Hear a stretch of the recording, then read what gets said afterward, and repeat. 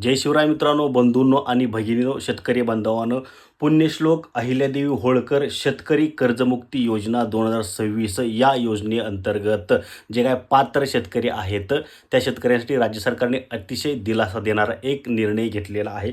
तो काय निर्णय आहे तर बघा, आता योजनेचा प्रत्यक्ष लाभ म्हणजे 2 लाख रुपये हा खात्यामध्ये जमा होईपर्यंत, कर्ज खात्यात जमा होईपर्यंत जिल्हा मध्यवर्ती सहकारी बँका तसेच विविध कार्यकारी सहकारी संस्थांनी पात्र थकीत पीक कर्जाच्या रकमेवर कोणत्याही प्रकारचं व्याज आकारू नये, अशा प्रकारचा निर्णय राज्य सरकारने घेतलेला आहे आणि हेच आदेश बँकांना सुद्धा राज्य सरकारने दिलेले आहेत.